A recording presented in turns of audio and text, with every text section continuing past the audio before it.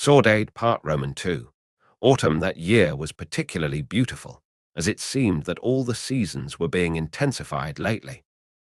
Summer had been too hot for her taste, but now that all the heat was gone, the agreeable temperature, combined with the pretty colours, made Du Weldenvarden the perfect place. Arya very often walked through the forest barefoot, her chin up and arms open. She liked to feel the energy emanating from the trees, the flowers, and all the living creatures crawling unseen under all that myriad of colors. Such scenario could almost make her forget her problems. Almost, if most of her subjects lived their lives in the lightest way possible, contemplating the landscape for several hours during the day or dedicating all of their time to pursue beauty and excellence, her reality was far from that. If the other elves would lose track of time inside the forest, she counted the minutes. When would the next egg hatch? When would the council take the decision they had been considering to take for months? When would she have time to fly away with Fernan just to feel free again? How many hours fit in a year? How about in 10? She just kept counting. It was dark already when she arrived on the crags of Telnia.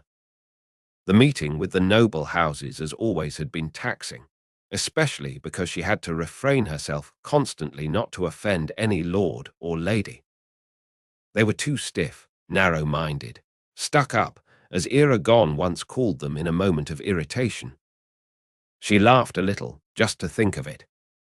How interesting would be to see the rider dealing with the council in her place. Of course, he would never be in her place, but still, she could imagine his face turning red as he tried to keep his composure to avoid punching them in their faces. Still with an amused grin in her face, Arya met Avelina outside Oramis' old hut, her temporary house for the next year. She had prepared dinner for the both of them and waited for the queen to arrive so she could set the table. It was the perfect evening to dine outside. The young woman greeted Arya in the elven way, who responded accordingly. Arya found Avelina's company a treat, so pleasant and easy they were becoming fast friends. It was easy because the girl wouldn't rush to fill the silence between them or judge when Arya expressed a different preference or opinion on something. She was kind, but too smart for her own good. When scrying with Eragon in their first scheduled appointment after her return from Fel Thindare, Arya felt saddened, even if his pleasantries made her smile. He was warm as always, and told her in details how the start of his work with Rhaenyra had been. She noticed he was excited to finally achieve progress in dealing with his rebellious pupil. That too made her smile. Then he spoke about his conversation with Angela and all the things he thought about it. How Elva was suspiciously quiet and Angela's odd reaction when he mentioned Barkle, the latter being the most concerning in his opinion, and so he explained to her why. He asked her opinion, to what she could only say she agreed with him in everything, and he should keep watching the land how he had been doing so well. What else would she say? The whole truth. How she wanted him to come see for himself about Elva and Barkle. It would only sadden him as well, and she refused to cause them such discomfort. When saying his goodbye, he kept his warmth but didn't show too much affection. After all, that was an official scrying session, not a personal one. She followed his lead and ended the spell. Avelina was on the corner of Arya's study during the entire time, but Arya didn't mind that she had heard it all. Eragon didn't as well, for Rhaenyra also accompanied the master constantly. It was a strange arrangement, but Arya trusted in Eragon's methods and hoped those two would be the bright future of their order. What Arya minded, however, was how Avelina was able to read her expressions like an open book. Why don't you arrange to have a personal mirror in your chambers so you two could have more privacy, your majesty? Avelina questioned in a casual voice. Why would we need more privacy? If you allow me to say it, your majesty, but you seem to want to speak more freely. I was wondering if it would be beneficial if you kept constant contact with Master Eragon that isn't bound by formal means. It would be inappropriate to break the rules of the forest in self-benefit. Arya was severe. This mirror is an exception to the protective spell because it's strictly needed. Otherwise, no scrying inside our limits is allowed. Don't you think this is an old and outdated rule? What do you need it for? Elves walk free around the land again, among humans and dwarves. Even the Urgles are seen more often. You don't have to hide here anymore. The war is long over, Arya pondered. She had the same idea for a long time, but decided not to act on it, for she feared she would be accused of being too open and liberal. Caution was in order for the time being, perhaps, but it's not a decision to be taken lightly. It requires long consideration. Avelina nodded and kept quiet while Arya studied the reports delivered by her scouts. Excuse me, Your Majesty, but I would like to say one more thing. Arya gestured so Avelina could keep talking. I understand what you are going through, and I am sorry. She had a soft and empathetic voice. What I'm going through. I don't understand. Arya leaned forward to place her elbows on her desk as Avelina came to sit opposite her, with Master. It saddens you, and I'm sorry. Arya's jaw dropped, and she felt her cheeks warm. What do you mean? You both are so different and so distant in the world. I understand it, since Rhaenyra and I have a similar problem. Eragon and I are not. She failed trying to find the right word, for she didn't know what they were not. She didn't even know what they were. Like you and Rhaenyra, I see. Avelina diverted her look, apparently concerned she had stepped on unstable ground. Arya didn't want to embarrass her pupil or to make her fear saying something to her, for she was fond of the girl. It's a difficult situation because of the motives you mentioned, but for others even greater too. Arya didn't deny the girl's suspicion, which didn't go unnoticed. They stared at each other. Arya saw curiosity in that pair of brown eyes. They were a different shade from the ones she was so familiar with. Instead of a rich shade of wet dirt, hers were softer, almost like hazelnut. It went well with her pale skin and sandy long hair, that she braided almost always in intricate designs tight on her head. She was a beautiful 20-year-old woman, but her beauty wasn't her best feature, it was her intuition. It's a secret, isn't it? You and him. I imagine why a relationship between you two would be a problem.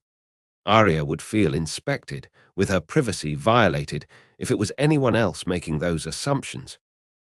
Her intuition wasn't her only great quality as well, for her charisma could open many locked doors, such as Arya's intimacy. That day was the day when Avelina became Arya's confidant, and Arya, Avelina's. They shared a lot of their lives with each other with time, but trusted that the other would keep it all between them. Arya would keep her royal matter a secret, however, and Avelina kept protected her role as the daughter and heir of a rich lord as well. They were surrounded by the entangled strings of politics, but refused to let it be an issue in their new-found camaraderie. The food Avelina cooked was amazing. It was a family recipe from her ancestors, old inhabitants of her birthplace, Bullridge, taught from mother to daughter, but adapted to the meatless diet they both followed. I received a letter from Rhaenyra. Avelina started. He said Eragon and him had finished with the first part of building the garden. Next, they will start planting the seeds and singing to the plants, which he expects to take several months, if not years. Arya swallowed and said, It appears they want to be thorough. I believe so. And a malicious grin took her lips. What is it? Arya narrowed her eyes. Avelina shrugged. I can only imagine why Master Eragon would want to put so much effort on a garden. Arya almost rolled her eyes at the insinuation. That's Eragon. Everything he does, he must do the best he can. Yes, but I saw the map. And, no matter. Avelina waved casually with playfulness. He gave you an entire hill. Of course he would give you a garden. I wouldn't be surprised if the next time you arrive there, the river itself would be renamed after you. Arya laughed at the exaggeration. It really was an absurd image. They talked amenities during dinner, waiting for their dragons to return from hunting.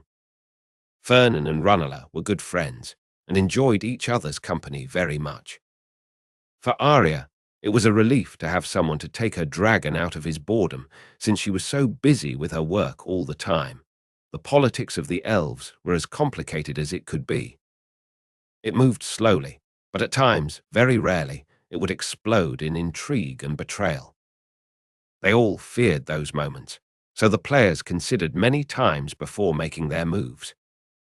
Arya was an inexperienced player, but a powerful one, still to be proven as feared as her mother and as respected as her father. Elismera, being the elven capital, was the place where the most important moves were made. There, the lords and ladies, members of the council, would meet regularly to discuss what Arya thought to be the same matters over and over again. A little detail, for insignificant as it seemed, was debated restless until an agreement was reached, the Queen's word being the definitive opinion on the matter. Not a single leaf would drop from a tree in Du Weldenvarden without the discussion of the council and the approval of the Queen. Right at that moment, they were analyzing the possibility of starting to produce lavender themselves instead of buying from the kingdom or Serda. But that was only one decision on that matter to be taken. They still had to discuss where would it be, who would be allowed to produce it, if they would sell it, and how much of it would go for trading, and how much would stay inside the forest. They were even to choose the type of lavender, and also if magic would be used or not, and if the answer was positive, how much magic. Because there was the issue of weather. And with all that, there it went at least 5 years of relentless meetings. Someday, maybe, the elves would be proud producers of their own lavender. But it wasn't going to be so soon. Arya hated that part of her work. She hated how much her people kept themselves from actually living for the sake of a long and slow life. She had lived among humans and dwarves for long enough to grasp the true meaning of living life. They didn't wait, especially humans. If they wanted something, they would go get it. If they had an opinion, they would say it right away or forget about it completely in fear of hurting someone's feelings, but never give little hints of it for decades, until the others could finally have the full idea of what it was about. No, humans were opportunists. For better or for worse with that notion in her mind, Arya evaluated the young individual in front of her. She was a great opportunist. In 7 years as an apprentice rider, she went from a child even in human standards to a grown woman, intelligent and powerful. Avelina was skilled, as rarely was seen among human riders. She was strong too, physically, which was a great surprise to those who would see her slender form, but also mentally. Especially mentally. Arya considered Avelina to be an opportunist because the young rider would eat up her master's words, eager for learning. She would make question after question and spend hours immersed in a good reading. If a challenge was proposed to her, she would take it gladly and only rest when it was completed. Avelina was the best kind of opportunist. After they finished eating, Avelina went inside to put the dishes away and grab the game of runes they were using to practice wordless magic. Ever since they arrived from Anga, Arya was determined to be as proficient in that special kind of magic as Eragon was, not for the competition, but to offer him support when dealing with the new threats they all feared. Well, maybe she was in a competing mood just a little, but mainly she wanted to be ready. Avelina, being advanced in her studies for being so dedicated, was completely capable of keeping up with her elder in training under Arya's guidance. She had Arya's discipline and Eragon's creativity, as she was crafted from both of their essences in perfect harmony. How curious! Moving the runes on the board had become easy for both of them, but actually winning the game was Arya's specialty. Avelina failed every single time in trying to beat the Queen, that marveled in noticing how the young rider was resilient and resigned in accepting the defeat, only to want to go again. She hardly got angry or frustrated, and it was easy for Arya to realize she just wanted to play. She loved the game more than she loved whining, and that might have revealed one of Avelina's flaws. Would her be too passive? In that, she wasn't anything alike her masters, for she wasn't impulsive like Eragon, neither fierce like Arya. Arya put an end to their mental battle when Fernan and Runela landed on the crags, bidding rider and dragon goodbye. She was exhausted from conferring all day, but relaxed after a good time with a friend. Still, a good night of rest was most needed. And that was the way Arya spent almost all of her autumn evenings that year. Time passed, and they moved on to bigger challenges as they progressed on their studies. Arya was careful not to put her student in danger by demanding more than she or even Arya could handle. She had the help of some of the best spellcasters of Elismera. They instructed them both and supervised their experiments. Arya and Avelina meditated every morning before sunlight to expand their mental power and practiced wordless magic. It was a straining but satisfying routine. It kept time running for Arya. Not running exactly, but passing. Winter came, harsh as promised. The magic of Du Weldenvarden kept most of the severity of the winds and snow at bay, but still it wasn't easy for its inhabitants, who hid inside their homes. On the other hand, the kingdom and Fel Thindare had it worse than Serda, Farthen Dua, and the elven cities. In that sense, the scrying sessions with Eragon worried her and the other leaders of Alagaesia to no end, because Fel Thindare had locked its entire population inside, isolating them from the rest of the world. Not exactly isolated, since the dragons could still fly, and the dwarves had dug through the entrance, but traveling east had become impossible if not by dragon wings, and supply shipment had to be cancelled. Sending aid was impractical. They were on their own. Arya had asked Eragon what could she do to help. He smiled sadly and said, "If you were a believer, I would ask you to pray for better weather. In this case, just hope for it." And so she did. For her, life went by the same for the following days until Vanya arrived from the kingdom carrying a note. It was a request from the Earl of Palancar Valley to meet and discuss the deployment of elven healers to the area. It was a request for a meeting between leaders, not a mission to the rider. Even so, she would fly to him as a rider would. "What should I answer, Your Majesty?" Vanya was waiting by her desk. "Tell him I will travel to Carver Hall and meet with him." "Your Majesty." "You will go to him. Why not require him to come meet with you here?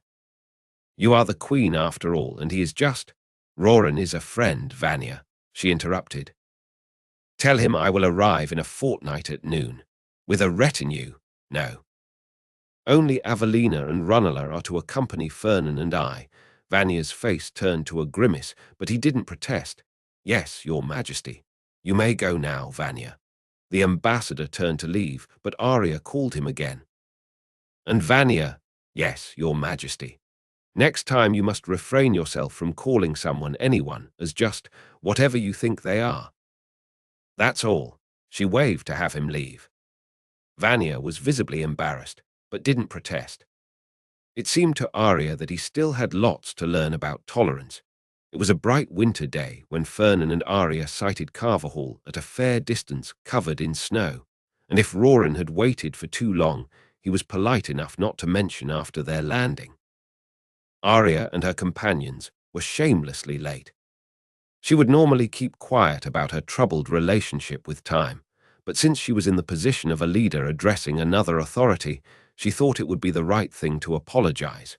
Roran smiled gently and said he understood, and even predicted she would take a little longer to get there. His smile caused the skin around his eyes to crease softly, almost exactly like Eragon's. Arya had never noticed that similarity between them before, but in that moment it was all she could see. "Welcome back, Arya Drurtning, Fernan. And you too must be Avelina and Runela," Roran greeted them. "It's an honor to finally meet you, Roran Stronghammer," Avelina said graciously. "The honor is mine, to meet the first human rider after Eragon." You bring pride to our kind." She smiled grandly and made a little courtesy. He pointed to the building behind his back and said, "Come inside. Katrina and Ismira are anxious to see you all." Roran's castle was impressive, and Arya admired the building every time she visited them. It wasn't luxurious in any way, but strong and gigantic like a fortress, big enough to shelter the dragons. It sat atop of a hill over Carver Hall, watching it all from above. Arya knew that the family would prefer to live in the farm, but Roran was needed there at any time of day, so was rare the opportunity they had of spending free time outside the city. Carver Hall wasn't a village anymore.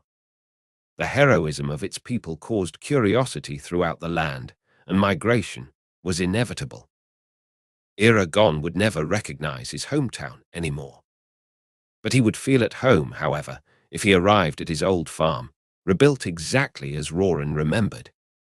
And that's why the faith she gave to Eragon painted his family sitting in front of his old home, exactly as Eragon would remember it too. Inside the castle, they met Katrina and their daughter Ismira.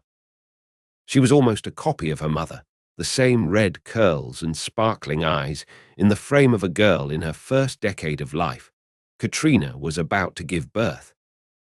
That was the reason Roran called for a meeting. She was in good health, and the pregnancy had been as expected, not troubled at all. But Roran worried. It was not only about his wife and child, but the other women of Carver Hall who had perished in childbirth. Arya had sent her healers years before to aid not only the people there, but to all corners of Alagaesia, with little to no results whatsoever.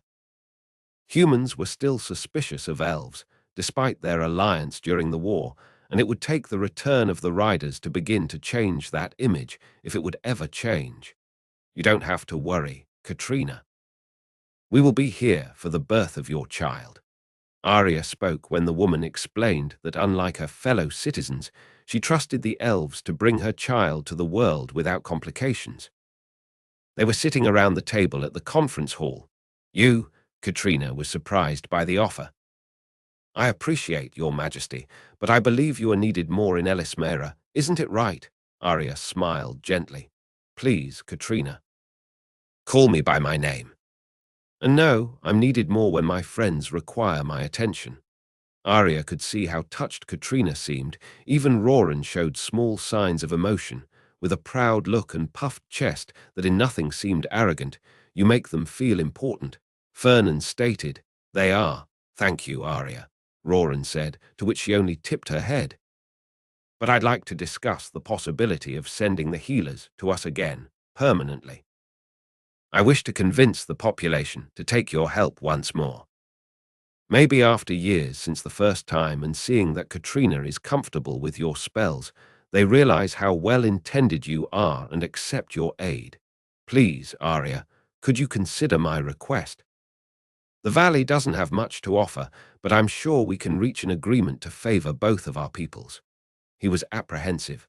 Avelina looked at her with expectation, certainly waiting for the moment she would be introduced as an alternative, like they had discussed before. "I have been dwelling on it and thought of a solution. It won't require any formal agreement between us, don't worry. Of course, I do not have the authority to make this decision on my own, but Eragon himself gave his approval." "Oh. What is it?" Roran looked excited by an alternative to his dilemma. "Avelina is the oldest human student rider. She is a year away from graduating, and at this point she is highly efficient in healing besides all else. So, my idea is to place her here in Carver Hall, with the possibility to tend to the population of the valley. She can also serve as a teacher in her spare time. That last part is a test Eragon wishes to perform for when Queen Nasuada accepts the reform on the magical laws." The expression on Roran's face was relieved, to say the least. "One last problem, apparently. I don't know how to thank you, Arya. I hope it works for you. It's an offering from the Order of the Riders to your valiant people." She was being most sincere. Arya grew to admire that hardened men and women who fought each day for their existence. If they were prejudiced against her kind, it was the result of ignorance that she hoped Avelina would succeed in placating. That night, she slept in the farmhouse. Roran had offered her the main bedroom, that was exactly where his father's old room was, but she politely refused. Instead, she lay on a much more comfortable bed than the young Eragon had growing up, but at the same spot where his used to be. She looked outside at the starry sky and knew somehow that the stars she was seeing were not the same he saw at that moment from his mountain. They were apart in distance, but could as well be apart in time. You should have not gone alone. Lord Deathada paced in front of her desk. In the very instant Arya had crossed the gardens of Tealdari Hall in the morning after her arrival from Carver Hall, Deathada intercepted her with a grave look. She motioned for him to follow her to her study where she gave an account of her time away. "I wasn't alone," she said calmly, "without your retinue. You know what I mean by that." He had a controlled expression, but she noticed he was reaching for some kind of familiarity between them, but failing in the midst of his judgmental tone. "No, I don't know." He smiled in a condescending manner, as if he was speaking to child. "You went as a rider when the occasion was for the Queen.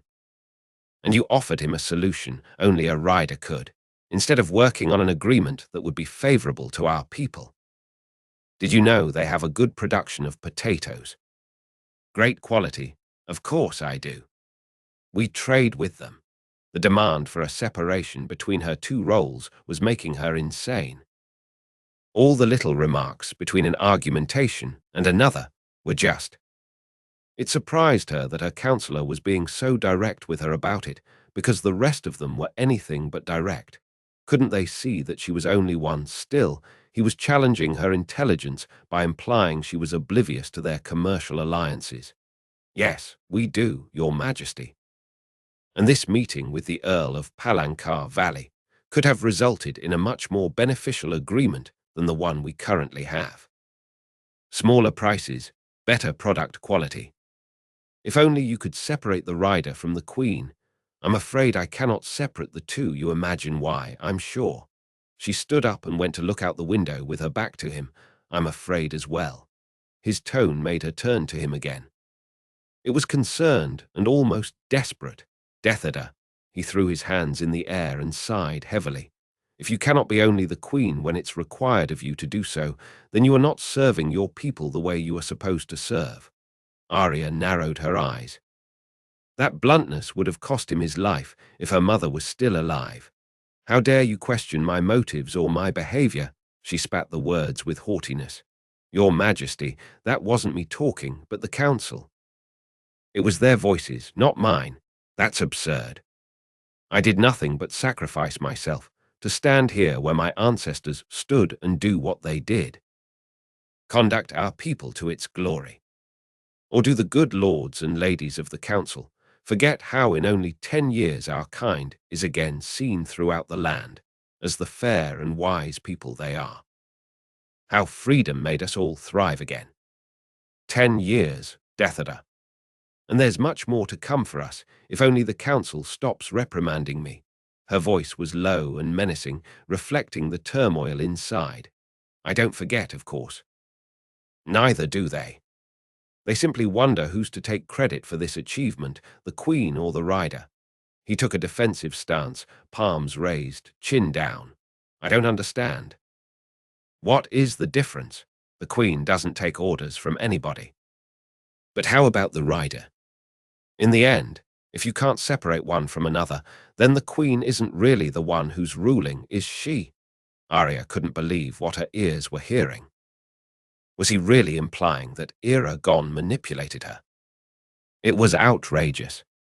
She was free to make her decisions. The only rider who had such privilege, since Eragon avoided giving her direct orders, for he respected her too much to do so. She knew of her responsibilities, and Eragon trusted she would take the right decisions. A simple agreement, informal but efficient. A scheme to manipulate her in her royal duty couldn't be this far from Eragon's intentions, since he wouldn't even listen to her tellings about her day-to-day like if involved her political affairs. And that is a common belief in the council. She was so angry she heard her pulse in her ears and felt her chest move up and down from her racing breathing. "It is, Your Majesty. I told you how your proximity with the Shadeslayer could be dangerous. Why now?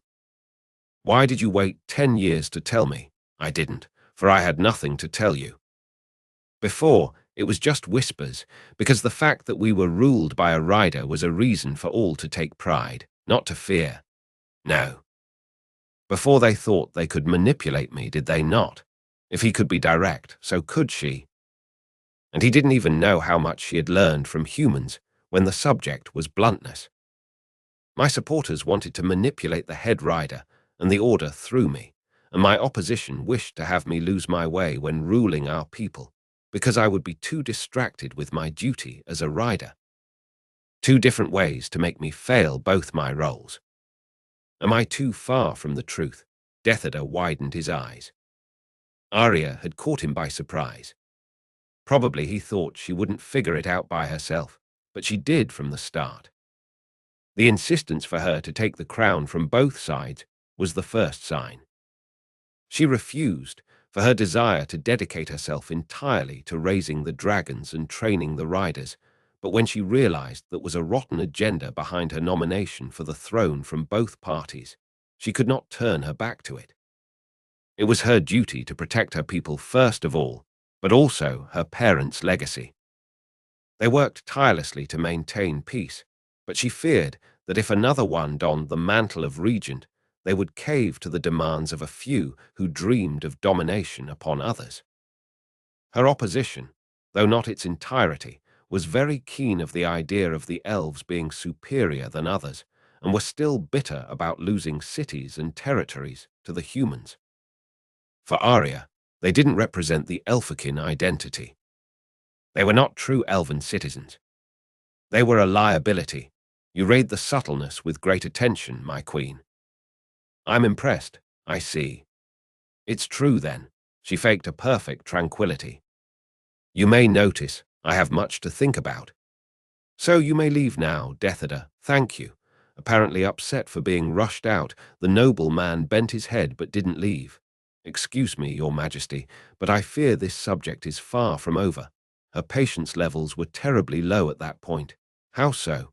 I believe you did not fully understand the implications of what we are discussing. You underestimate me. Wasn't you who just said I read the subtleness with great attention? He bent his head again. Pardon me, but I only wish you well, my queen. His soft voice when addressing her made her skin crawl.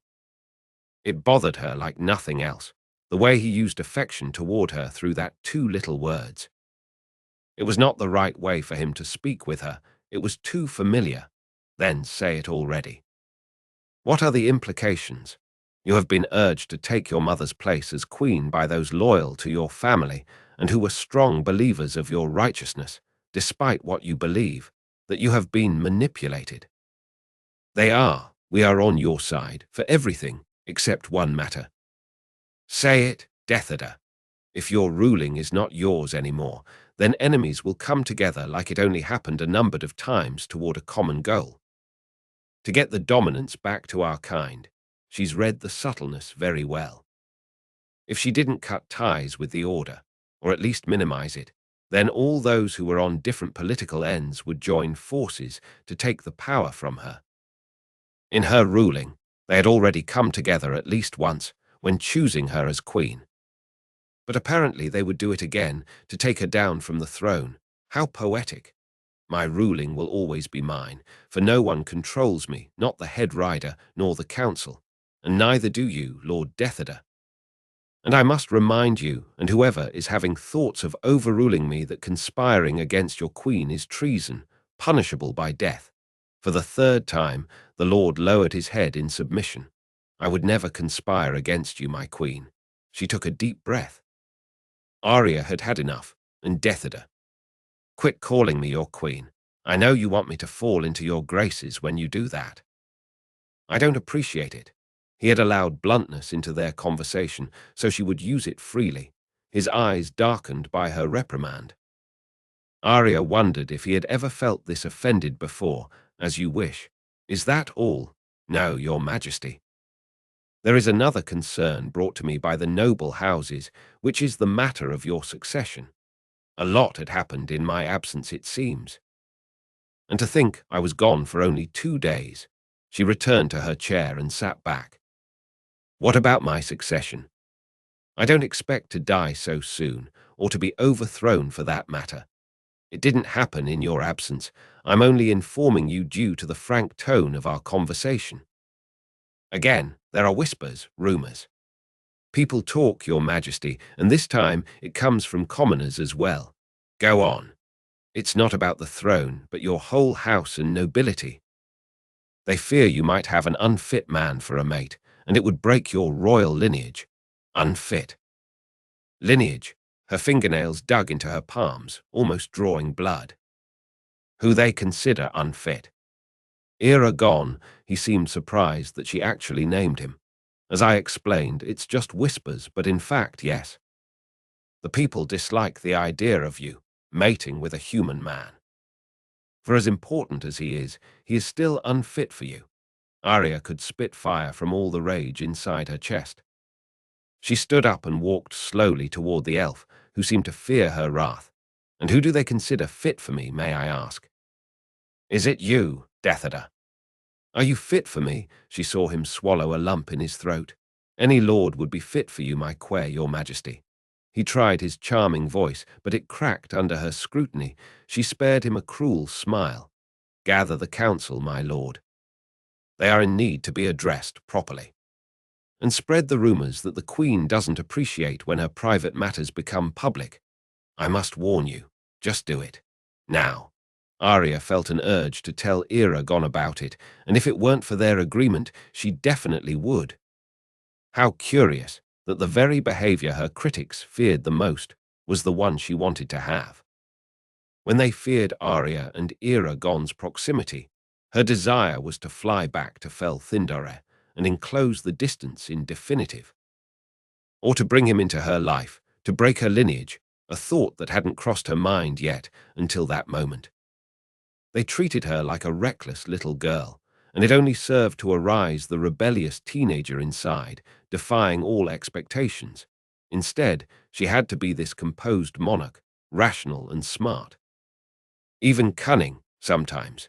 The silence inside the conference chamber was deafening, and it lasted for an uncomfortable amount of time. Not a single sound could be heard, not a voice, a movement, a deeper breath, nothing. Arya considered they had suffered her silent treatment for long enough. I fear we have a communication problem among us, my good lords and ladies. A well-trained ear would capture the sarcasm in her speech without trouble, despite her smooth voice. You have your opinions about me, and I have the illusion to be free in my personal affairs. It's time to solve this miscommunication once and for all. A silver-haired lady opened her mouth to speak, but was shut by a movement of Arya's index finger. I speak now. Arya rested her head on the scaly surface that was Fernan's body. They were enjoying the evening on the crags, just the two of them, away from all the troubles, since Avelina and Runella stayed in Carver Hall to fulfill their duty. I am proud of you, my dear. He spoke fondly inside her mind. For what? For standing up for yourself today. You may have made new enemies, but they all will think twice before opposing you again, old and new adversaries. I believe that was exactly what they were looking for, you imposing your limits so they could know you wouldn't falter before an adversity. Arya let out a heavy breath. I'm done with trying to soothe the tension among the houses, and mainly between them and me. If they want to fight, they will fight, whoever is their enemy. But if they think I will accept their meddling in my personal matters, they are severely wrong. Although, I fear you are being too optimistic. They weren't only testing my resolution, maybe. But again, I am proud of you. His affection poured through their mind connection. Thank you, Fernan. She ran her hand on his scales. Will you tell Eragon about it? What good will it do? He will only be angry or even feel guilty. I wish to protect him from hurt. Fernan turned his head to look at her and give her a wink. It's good to hear that. for I was the one causing him pain in the past. Is that what you want to say? Her tone was playful despite the inquisitive words. If that's what you got from what I said. Arya laughed a little and shook her head. I think you're right. Her expression was serious again as she continued. I never wished to cause him pain, but the fact that I did nevertheless pains me deeply. Calm yourself, my dear. Those times are gone now, are they? I believe I'm causing him the same amount of pain he is causing me, if not greater. She brought her knees up and held them against her chest to try to comfort herself. Neither one of you are to blame. What you both are feeling is a deep longing caused by the designs of your duties, not the pain of an intentional heartbreak, like it was in the past. Pain is pain. The dragon raised his head to the night, sniffing the sudden cold current that blew from the east. Fair. But doesn't it feel less straining to know that you have someone waiting for you, with open arms and no grudges toward you? Arya couldn't help to bear a sad smile for painting the image inside her head. It does. But it still hurts. I know, my dear. There's still so much time to pass until it happens again. Less each second. The good news is, time only goes forward.